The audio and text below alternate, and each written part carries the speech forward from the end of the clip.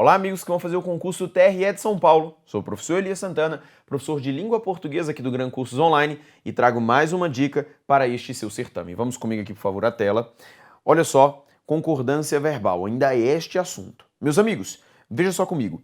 Aqui no texto está dito o seguinte: a maioria das estradas brasileiras será revitalizada. Quem é que será revitalizada? Quem será revitalizada é a maioria das estradas brasileiras. Este aqui, que eu acabei de destacar, é o que nós chamamos de sujeito. Esse sujeito, ele continua sendo um sujeito simples. Por que ele é um sujeito simples? Porque ele só tem um núcleo, professor, que é a palavra maioria. Todavia, queridos, a palavra maioria é um núcleo que nós chamamos de núcleo partitivo. Núcleo partitivo.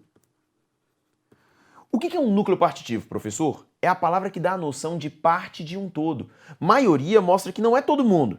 É uma parte de um todo, uma parte significativa. O que é núcleo partitivo para nós na gramática da língua portuguesa? Maioria, minoria, grande parte, frações, bem como porcentagens. E o que a gramática da língua portuguesa nos diz? Ela nos diz que, na ocorrência de núcleos partitivos, o verbo pode estabelecer a concordância com o núcleo ou com aquilo que especifica o núcleo. Portanto, seria correto concordar com maioria ou especificante de maioria. Por isso que aqui é correto fazer o seguinte: a maioria será revitalizada. Ótimo, mas o que especifica o núcleo é das estradas brasileiras. Eu poderia colocar aqui a maioria das estradas brasileiras serão revitalizadas.